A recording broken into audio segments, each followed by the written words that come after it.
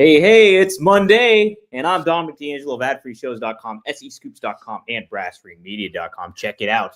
But today, I'm here with Mr. Robert Karplus, WWE Creative _ish. And wow, did WWE get creative this weekend? From what I hear, I did watch Crown Jewel, did not catch Raw, but guess who did? Mr. Robert Karplus. Robert, how are you? Dude, we got a lot to talk about. We don't even have the time to say things like saying hi to thigh slaps and steroids for saying sup, gentlemen. How about that Cena Styles match? We got Crown Jewel. We got Raw. There is a new IWGP World Champion. TNA Bound for Glory knocked it out of the park last night. It is barely 12 o'clock Eastern Standard Time here in the United States, and a lot of things have happened. Dom, where you want to start? Where do we want to start this thing? Because we could. I tell you what. Let's talk Crown Jewel. Yeah. So that we don't, venture into the spoiler territory. What happened on Raw? I'm trying so hard to thread the needle, guys, because Dom is unaware of what happened on Raw this morning. Completely unaware. I was watching, had it on in the background. Fun fact. Raw started at 8 o'clock in the morning, was watching it, doing work. I had a meeting that was scheduled to start at the end of Raw. I'm like, all right, there's like a minute left. Let me log into this meeting. And I let out an expletive while watching. And I'm like, oh, no, I'm on an adult meeting with grown-ups. Kind of forgot. Marcus D'Angelo. Who's Marcus D'Angelo? Never heard of him. Oh. There's only one D'Angelo that I know in the business, and that's Lou. I mean, Dom. Yeah, there we go. There we go. Crown Jewel. Yes, Robert. Yes. I am all for Saturday morning pay-per-views and Monday morning Raws. You're all invested in that, huh? Dude, give me live wrestling in the morning. I've got the day ahead of me. This is like it feels like a prison sentence has been commuted. I have my Monday night ahead of me, and you all know me by now. I'm an old man. The fact that I get to go to sleep tonight at a reasonable hour, this is a big day. Isn't that nice? It is nice. Crown Jewel, Perth, Australia, they brought it. They sure did. They were all about playing all the hits. And wow, we got some hits on Saturday, I would say. It was Saturday, right? Yes, it was Saturday. It all blends in. But what do you think overall the PLE for Crown Jewel? Did they deliver meet expectations? Yes. Beginning, middle, and end, full stop. Yes. That was a hell of a PLE show to do, rewarding an international crowd that doesn't get a lot of WWE programming, built properly, so that everything on that show accomplished the goals that it needed to have. Dom, it's a 5-match card. We can get through it pretty quick. I'll let you start from the beginning. Right. So the opening match happened to be, I'm opening it up right now, Robert. Good Lord, dude. I expected you to be ready to.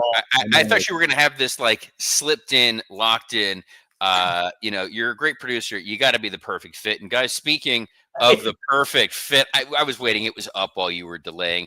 I want to talk about our friends at The Perfect Gene. I'm super excited because I have to go out of town next week, and I will be packing my pairs of the Perfect Gene. I got new sizes since I've shrunk since I got my last pair of Perfect Gene. Great thing about it is they could not make life any easier for you. They have a variety of different sizes that are going to fit any size and shape. There's 6 different fits, size ranges from size 26 to 50 waist, and lengths all the way up to 38. So not something Dom's going to have to worry about, but some of the taller folks there. You want to make sure this thing fits perfectly. There are over 5,000 different ways to find your perfect match for the Perfect Gene. It doesn't matter if you're thin, little thicker, little taller, little shorter. You are going to look like $1 million. And for a limited time only, our listeners get 15% off their first order plus free shipping at theperfectgene.nyc, or just Google The Perfect Gene and use code RUMOR15 for 15% off. That's 15% off for new customers at theperfectgene.nyc with that promo code RUMOR15. after your purchase. They're going to ask where you heard about them. Please support our show and tell them Rumor and Innuendo sent you. F your khakis, get the perfect jean, and F anybody who did not like Crown Jewel. Dom, go. Roman Reigns versus Bronson Reed opened the show. And I thought it was the best match you possibly could have had to open the show in Perth, Australia. What did you think, Robert? Australian street fight. We pretended to understand Australian rules football. We pretended to understand cricket references. Most of my cricket references, by the way, are either going to be that Jerry Seinfeld American Express commercial where they mentioned the wicked googly. Or there was an episode of Sports Night where they were talking about how the only sport going on at the moment was cricket, and that they did not quite understand what a cricket player accomplished. They're like, it's as if he threw 13 perfect games, but then in the last game gave up 9 home runs. It's a crazy ass sport. Great match, great opportunity in advance to tell a very compelling story. And I caught some of the pre-show. And the narrative of that pre-show was only one man has pinned Roman Reigns in the last 5 years. Do you know who that man was? Braun Strowman? Who? Cody Rhodes. Oh, okay. So the idea, and we talked about it on the preview. I'm not going to say that I got every match right on the show, but I got every match right on the show. And I said Bronson Reed needs to get this win to establish himself. So the fact that Bronson Reed pinned Roman, and we said because of shenanigans, we said there was going to be misunderstandings, there was going to be Three's Company wackiness. Rumor and Innuendo does nothing but ruin programming for you, even without spoilers. That's right. We're making you a smarter, more informed fan. The fact of the matter is, you've now teased Roman Reigns losing to Bronson Reed. So Bronson Reed accomplishing something only one man has done in the last 5 years, something Seth Rollins has not accomplished, something CM Punk has not accomplished. Only Bronson Reed. Great way to establish Bronson Reed as a monster. The fact that the Usos had that miscommunication, Roman complaining after, people say, I can't get it done on my own. All you're doing is feeding into that. You're furthering those seeds of dissension with Jay and Jimmy and Roman and trying to do the right thing. I thought it was a great opportunity right there to move the story forward and put the pressure on Seth Rollins in the main event. That Bronson Reed did his part. Seth, what are you going to do in that main event? And hey, we had that vignette too, or backstage promo between Bronson, the two Bronsons, and Paul Heyman, which really established the stakes for Seth and the stakes for the Vision moving forward as well. So I thought that was really compelling follow-up to that match as well, Robert. So good stuff there. Up next, we also had Tiffany Stratton and Stephanie McCool. And it was Stephanie McCool who got the win on Tiffany Stratton. Robert, you predicted this, and it makes plenty of sense to have McCool win. Man, I think there's such tangibility with Stephanie McCool as a babyface, and she's doing a really good job right now, Robert. You know what? Both women super over with that crowd, which was a lot of fun. Stephanie McCool, I thought, carried herself like a real champion. I think one of the smarter decisions, slightly controversial, they kept this match short. Tiffany Stratton, again, has not been pinned in 2025. So it's been a rough year for Ludwig Kaiser. But Stephanie McCool has did something that no one else has done, which is beat Tiffany Stratton. She beat her in a short amount of time, so you didn't give Tiffany too much time to run afoul of things. Crowd was engaged. They were into it. It was a nice kind of buffer going from a wild, hardcore brawl to then knowing what we were going to be going up to next with that John Cena match. You let the crowd kind of settle a little bit. They had a very solid back and forth match. Stephanie won, but she won in a way where Tiffany's not going to really hang her head in shame, and it was an embarrassing loss. I'm sure Nia Jax will frame it as such on SmackDown. Oh, yeah. But it was kind of the best way to get out of a babyface title versus title match.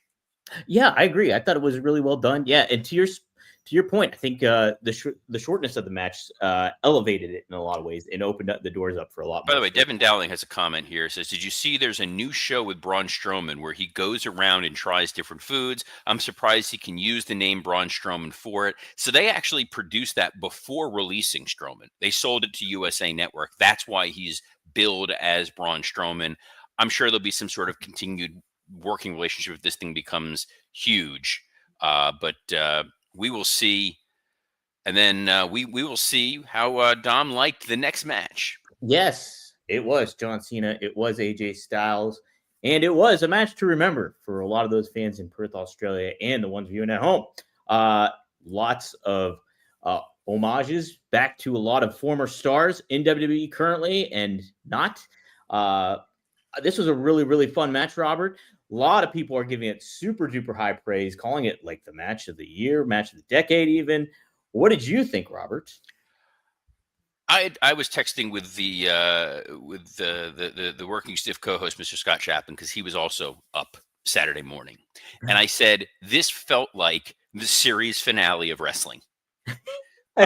This felt like if you needed a series finale of WWE, this was the match to do it. Mm-hmm. The beauty of this match was an homage just to how wonderful wrestling is as an art form. Mm-hmm. It was John Cena highlighting and signaling all of his favorite opponents over the years, folks that he wasn't going to be able to share the ring with, either because they're in another company or they've passed on. It gave the audience an opportunity to acknowledge and thank those people. And at the same time, you had AJ Styles utilizing a lot of TNA moves. Yeah. The Frankie Kazarian ode was quite wonderful. There was a little Samoa Joe thrown in there. The fact that John Cena wrote AJ Styles's pre-match ring announce, where they name dropped TNA, the Bullet Club, and Ring of Honor. AJ wearing the gear, the old school TNA gear. It wasn't pants. It was the shorts. And then them just saying, to hell with it. We're doing what we all did when we would play the WWE video games. Yep. What if you just do nothing but finishers and you create a wrestler where every one of his moves is a crazy ass finisher? That was basically it. It's literally what we got. Yeah. The 619 tease was so friggin' funny. It was. Obviously the Firefly spot with John hitting Sister Abigail and everybody pulling the lights out and John taking that moment, that little beat. Tremendous. Yes. The finish using the tombstone, because we talked about this before. AJ was Taker's last match. It's a great point too. And Cena getting the win. I mean, it was just fun. It was like in continuity, but out of continuity. It was like a half hour. That crowd took that journey. And it's the kind of match that people will absolutely go back and rewatch. Here's the asterisk. You see the little asterisk I'm putting here, Dom? Barry Bonds. Asterisk next to the, yeah. Not everybody can do this match. Not everybody should do this match. Neither company should do another version of this match for a very, very, very long time. I saw people online who were trying to say, y'all love this because this was really an AEW match. No, in that they'll do 35 finishers. Here's 17 super kicks, and we're going to do a Stone Cold Stunner followed by a Rock Bottom, followed by a Mandible Claw, and da-da-da-da-da.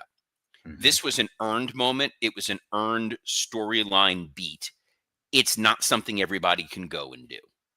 Yes. You really need to be a great worker who can then pull these moments out, as opposed to just a guy doing famous wrestling moves. I had even joked when John did the skull crushing finale, do you think he's going to use Miz's other signature finisher, the figure four? Oh, correct. It's kind of like when Kevin Owens would do the Stone Cold Stunner. It didn't feel the same. Mm-hmm. I did liken it at one point to Eugene. You did. I saw that online. And that's okay. Mm-hmm. Because this was just a lot of fun. It was a great opportunity for these guys to just blow it out of the water. If they tried to have a straight up wrestling match and John Cena was going to have to try to go from transition to transition, it would not have been as good. Mm-hmm. I don't think he has what it takes to really keep up with AJ Styles at that level. So from this perspective, it was great. I feel like where we know they're potentially going with John over the next 2 months, which we'll get to in a little bit, it also makes a lot of sense. But from this perspective, for that crowd, this was a truly memorable match. Right. And I think it's an anomaly of what you're speaking of, because you have these two guys that have storied careers, both from primarily different companies until, about 10 years ago. And so you hit all the right notes. You cannot do this match, though, and make from a different perspective with different talent and make it feel special. This was like a special occasion, a special moment, and two talents that were right for the moment too as well. So yeah, Robert, this was great. I wouldn't necessarily call it the match of the year or anything like that. You could make it a candidate for sure, but absolutely. Here's why it's probably going to be match of the year for a lot of people. It very well might be my match of the year. If you had to look back and say what was the most memorable match of 2025, you're probably going to point to this match. Absolutely, it would be one. Yeah. Are there other moments? Sure. If the John Cena heel turn would have gone differently, maybe that would have been your biggest takeaway of the year. If there really was a barn burner 7-star can't miss match, maybe that would be it. It's kind of the way people go back and say the best match of WrestleMania 18 was Rock versus Hogan. Yeah, well, we'll have to see, because I think so far too. Yeah, to your point, I think this is John Cena's best match of 2025. So yeah, interesting stuff, Robert. Smart booking on their part. Again, laying out a show. Yeah, I very much so, because this crowd, you knew they were going to be drained from this match. A lot of this is Austin Chains. They took that ride. They needed to settle down for a little bit before getting to the next match, and that next match was Rhea Ripley and Io Sky taking on the Kabuki Warriors. That's Asuka. That's Kairi Sane. And so happens that Rhea Ripley and Io get the win. Smart layout from a production standpoint. Kabuki Warriors come out first. Crowd still catching their breath. Hey, we're excited. Then Io Sky comes out clapping. And then that Rhea pop was Road Warrior pop. They knew that they were going to get that crowd back. There was no chance that crowd was going to be flat. If you switched the order and did this match second and did the women's crown jewel match fourth, it would have died a death. And knowing how to ride that audience, knowing to find the high points and the low points, that's the sweet spot. That's the way to book wrestling properly. That's what we saw here. This was a good win for Rhea and Io, continuing to let the fans happy, joy. We had predicted that it was going to be Kairi Sane taking the pin. Kairi Sane took the pin. All for it.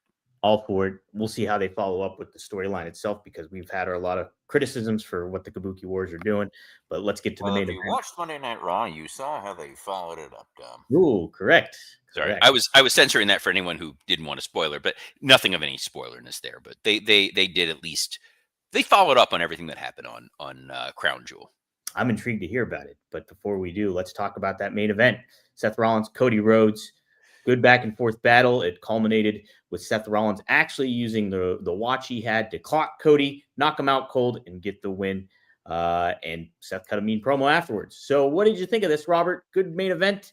If you take out what happened on Raw out of it, I don't even know yet. Yeah, no. So it was a fine main event. I think it definitely dragged at certain points. The story here was Paul Heyman told Braun Breaker and Bronson Reed that they were not to interfere. This was This was Seth standing on his own. So we were waiting for some kind of interference. I had predicted potentially Randy Orton. Then when Orton wasn't on SmackDown at all, I was like, all right, might not be Orton. A lot of people were predicting Brock. I didn't think they were going to fly Brock out there for this. I thought we were going to see Brock in the Bronson Reed match to help Bronson Reed win. They didn't do that there. But the finish wound up being, via Rolex. Right. If you're using your Rolex as a weapon, guys, you're not using your Rolex properly. That's correct. You could use a Timex. They take a licking and keep on ticking, Robert. And speaking of, no, sorry. No, guys, no. Good win. The only outcome you could have had. You needed to pin Cody. You needed Seth to win in order to preserve his integrity with the vision. It was underhanded, but not so underhanded that it was like completely off the rails crazy. And it was fine. And they gave you enough happiness on the show that the audience wasn't going to go home disappointed. Correct. Yeah. Overall fun show, Robert. I think WWE hit the right note with this PLE. And, it gets you kind of excited for Survivor Series and what may be to come here for WWE during WrestleMania season, during Royal Rumble, all that malarkey. So, hey, let's talk about Raw. I'm a completely clean slate when it comes to it. So, Robert, you take the reins, not Roman, and you fill us in. So, people are like, "Oh, we're going to talk about spoilers." Raw aired live at 8:00 in the morning on Netflix. So if you watched Raw, or if you have been on the internet in any form, fashion, or capacity, you're well aware of what happened. So I will just kind of go through a little bit of Raw, knowing that people are going to go watch it, and regardless of if you are aware of what the big revelation was on Raw. It is absolutely an episode worth going out of your way to see. Something that WWE typically does internationally is they know that they want to give you matches that people should go out of their way to go watch. Where, hey, this thing took place at 8:00 in the morning, but one of those matches was Penta versus Dominic Mysterio, which was already advertised. So it was for the Intercontinental title. They've done such a great job of building Dominic Mysterio. And you really see it come to light here, where it didn't feel out of place that he had a very competitive match with Penta. Not spoiling anything, not getting anything, but there's that. We'll dive deeper into Raw tomorrow, guys. But the finish is the one thing we do have to talk about. In the main event was a triple threat match for the #1 contendership. It was Jey Uso versus CM Punk versus LA Knight. I don't think this is much of a spoiler, but whatever it may be, the winner of that match wound up being CM Punk. You can see why and how that wound up occurring. CM Punk becomes the #1 contender. The Vision come out. They lay out Jey Uso. They lay out LA Knight. They lay out CM Punk. Happy, happy, joy, joy. Braun Breaker spears the ever-loving crap out of Seth Rollins. Bronson Reed looking around, what the hell was that? Breaker goes, you're either with me or you're not. Bronson Reed climbs the top rope, tsunami, flattens Seth Rollins. Paul Heyman looking around, doesn't know what to do, holds up their hands while Braun Breaker is holding the world title. Raw goes off the air. Wow. Now, there are two schools of thought as to what we witnessed on this show. On the one hand, big moment for sure, that the Vision seemingly has taken a brand new direction, brand new tone. Bronson Reed, Braun Breaker have been getting the job done. They've been teasing all along that Braun Breaker is a future WrestleMania main eventer. Why not now? Bronson Reed beat Roman Reigns. Why do they have to be subservient to Seth Rollins? Their time is now. Seth Rollins, earlier on this very episode of Raw, overly praiseworthy of Braun Breaker and Bronson Reed, overly praiseworthy of Paul Heyman. No signs of dissension that had been seen over the last few weeks. No signs of doubt. This is a united Vision. And then this happens. On the other hand, Seth Rollins has swerved our fan base before. He wound up aligning with Paul Heyman. He faked a real-life injury. As soon as CM Punk becomes #1 contender, all of a sudden, Braun Breaker, Bronson Reed, not on the same page as Seth Rollins. They've taken him out. Oh no, is Seth stranded on his lonesome? Or is this going to force CM Punk to let his guard down? And the fact that we don't know is why I'm like, we can address it now and talk about the rest of Raw and how we got to that finish later, because you can see the breadcrumbs throughout the show and where they're going to go from here. So Wrestling Old had asked, do you think Seth Rollins is injured? No, I do not. Because they would not have teased a CM Punk #1 contendership, or in anybody #1 contendership, if Seth Rollins truly was injured or hurt. Because Seth didn't wrestle on this show. So you could have given him a week to heal, come back, what have you. Saturday night's main event will most likely be Seth Rollins versus CM Punk, which is before War Games. So there was still plenty of time, plenty of opportunity, plenty of roadmap to get to. Seth is trying to recover from what happened from the Vision. He's clearly distracted. He's not in his right mind. He just went to war with Cody Rhodes. his own brethren have now turned on him, and now he has to try to overcome CM Punk. And no, just kidding. We were all still together. I fooled you. But it's 12:24 Eastern Standard Time in the United States, and the entire wrestling world is talking about what happened on an 8:00 in the morning Australian WWE Raw. And you will get people who will now go and tune in to Netflix tonight because they heard about this moment. They're going to want to go watch and see the show. Mm-hmm. It's a brilliant decision by WWE to go ahead and do this to get eyes. As to where it ultimately shakes out, I don't see this being real. Interesting. I genuinely think they wanted that shock moment, but if you take a step back and you try to think, okay, well, how does this make sense? Why would this make sense? Because then you have Seth as a babyface, who's your world champion. You have CM Punk, who's a babyface, who's one of your top contenders. You have LA Knight, who's a babyface, one of your top contenders. You have Jey Uso, theoretically, as of right now, is one of your top babyfaces. You got Roman, who's one of your top babyfaces. And then on the heel side, it's Braun Breaker and Bronson Reed. Right. It doesn't really pass the straight face test on a bigger perspective. On the other hand, they may just say, let's see what happens. They may work themselves into a shoot. The crowd may wind up totally buying this. And they may be like, you know what? We weren't really planning on going down this path, but we did. I liken it to years ago, we were doing a Batista Eddie Guerrero feud. Mm-hmm. And I've talked about this a couple times with this good situation here. We needed a way to, like, how do we get to Batista versus Eddie in a rematch that makes sense? And the idea was going to be that Eddie was pretending to be Dave's friend. Mm-hmm. And then what happened was people went nuts for it. They loved being able to cheer Eddie. They loved being able to cheer Eddie and Dave together. They liked the camaraderie of them as friends. And we were kind of like, what do we do? Unfortunately, Eddie, whose birthday just was a couple days ago, he passed away before we got a chance to finish the story. So his last match wound up being against Mr. Kennedy, where he basically worked as a fake babyface.